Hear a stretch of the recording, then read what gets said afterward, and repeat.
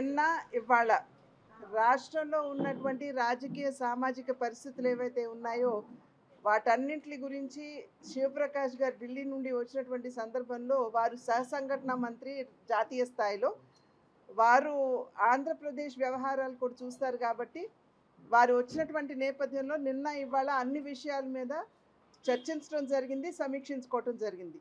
అయితే భారతీయ జనతా పార్టీలో చాలా ప్రజాస్వామికంగా ఏదైనా విషయం ఉంటే అందరితో చర్చించి నిర్ణయాలు చేయబడుతుంది కాబట్టి ఇక్కడ ఈ 2 రోజులు కూడా 25 జిల్లాలు 26 జిల్లాలు అదేవిధంగా ఈ 175 అసెంబ్లీలు ఏవైతే ఉన్నాయో వాటన్నింటి మీద కూడా జిల్లా అధ్యక్షులతోటి అక్కడ ఉన్నటువంటి ఆ జిల్లాలో ఉన్నటువంటి ముఖ్య నేతలతోటి చర్చించడం జరిగింది ఈ 2 రోజులు కూడా.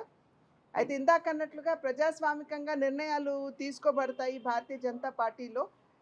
దానికి ఉదాహరణ ఏమిటంటే మేనిఫెస్టో కమిటీ ఏదైతే ఉందో వారిని కూడా అన్ని రంగాల వారిని, వర్గాల వారిని కలవడం, వారి దగ్గర నుండి ఫీడ్బ్యాక్ తీసుకోవడం, ఏ రకంగా ఏ విషయాన్ని మనం మేనిఫెస్టోలో పొందుపరచాలి, ఏది పొందుపరిస్తే ప్రజలకి మనం న్యాయం చేసిన వాళ్ళం అవుతాం అనేటువంటి విషయం మీద దృష్టి సారిస్తూ వారిని రాష్ట్రంలో వెళ్ళమంటే నరేంద్ర మోడీ గారు అదేవిధంగా నడ్డా గారు తీసుకున్నటువంటి నిర్ణయం ఏంటంటే సంపర్క్ లేఖ జన్మత్ లేఖని ప్రజల్లోకి తీసుకువెళ్ళమని చెప్పి వారు కూడా ఆదేశించడం జరిగింది. దీని ద్వారా ఏమిటంటే దేశవ్యాప్తంగా కూడా 1 కోటి ప్రజల నుండి ఫీడ్బ్యాక్ తీసుకోవటం, అనేక రంగాల్లో ప్రజలు ఏ రకమైనటువంటి సమస్యలు ఎదుర్కొంటున్నారు, దాన్ని ఏ విధంగా పరిష్కరించాలి అనేటువంటి విషయాల మీద దృష్టి కేంద్రీకరిస్తూ జాతీయ మేనిఫెస్టోలో ఆ విషయాలు పొందుపరచాలి అని చెప్పి నిర్ణయం చేయటం జరిగింది.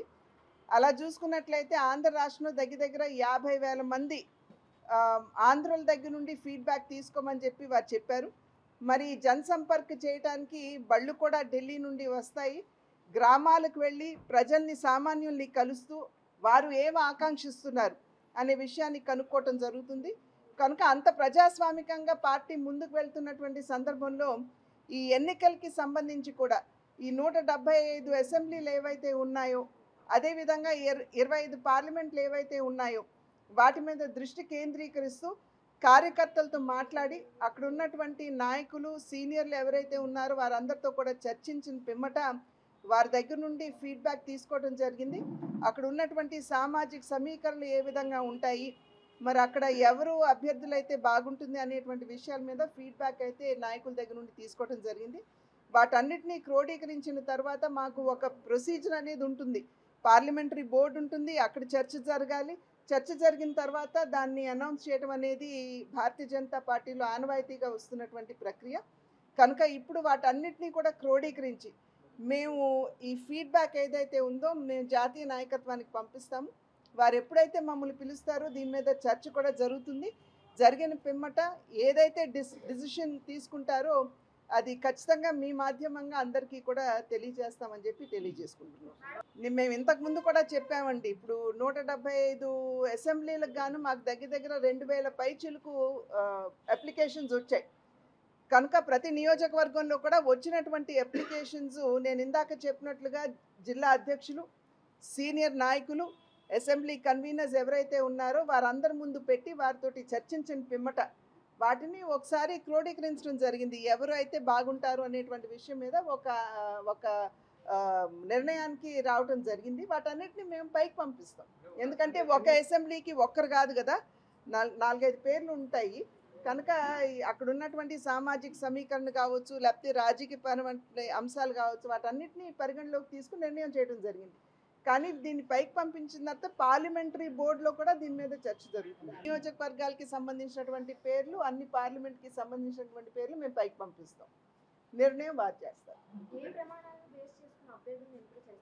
నేను ఇందాక అన్నాను కదమ్మా, సామాజిక సమీకరణను అక్కడ దృష్టిలోకి తీసుకోవాలి, రాజకీయ పరిస్థితి దృష్టిలోకి తీసుకోవాలి. ఈ పంపించిన తర్వాత పంపించడం వరకు డెఫినెట్గా మా యొక్క బాధ్యత 175కి మేము చేసాము. ఆ తర్వాత పైన పొత్తు మీద కనుక ఒకవేళ పైన నిర్ణయం చేస్తే ఆ నిర్ణయానుగుణంగా మనం ఒకసారి సమీక్ష అనేది మేము చేసుకుంటాం. ఇప్పుడు కార్యకర్తలతోటి చర్చించింది కేవలం అక్కడ ఉన్నటువంటి అభ్యర్థులు సామాజిక రాజకీయ పరిస్థితులు మాత్రమే. ఇక్కడ పొత్తుల గురించి 2 రోజుల్లో కార్యకర్తలతోటి అస్సలు చర్చ జరగలేదు.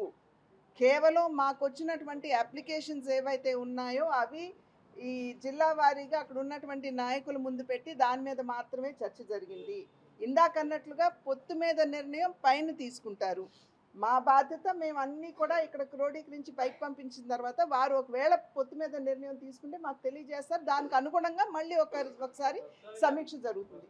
మేము 175 అసెంబ్లీలకు సంబంధించి 25 పార్లమెంట్లకు సంబంధించినటువంటి పేర్లు మేము ఇవాళ సమీక్ష అయిపోయింది కాబట్టి రేపు ఎల్లుండిలో మేము పంపిస్తాం.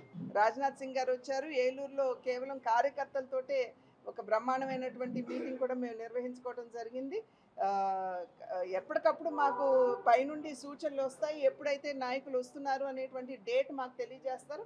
మేము ఆ విధంగా తయారై మేము హైదరాబాద్ లో ఒక రాష్ట్ర సమావేశం జరిగింది. పొత్తులు ఉండవాలని సంకేతాలు ఇచ్చారనేది ఒక ప్రచారం జరుగుతుంది. అందువరకు వాస్తవం నిన్న ఇవాళ ఇక్కడ జరిగింది కదండి. ఇక్కడ ఈ సమావేశం 2 రోజులు జరిగిన తర్వాత ఈ హైదరాబాద్లో జరిగింది అని చెప్పడం ఎంతవరకు కరెక్ట్? అసలు జరిగిందో లేదో మీరు ఊహించుకుంటున్నారు కానీ మా వాళ్ళు ఎవరు చెప్పలేదు కదా, మా పార్టీ కానీ నాయకులు ఎవరు చెప్పలేదు కదా. ప్రచారం అని మీరే అంటున్నారుగా. సో దానికి సమాధానం ఇవ్వాల్సినటువంటి అవసరం ఉంది. నిన్న ఇవాళ జరిగినటువంటిది చాలా మేజర్ మీటింగ్ మాకు. మరిన్ని వీడియోస్ కోసం ఛానల్ ని సబ్స్క్రైబ్ చేయండి. లేటెస్ట్ అప్డేట్స్ కోసం వాట్సాప్ ఛానల్ ని ఫాలో చేయండి. అండ్ లింక్ డిస్క్రిప్షన్ లో ఉంది.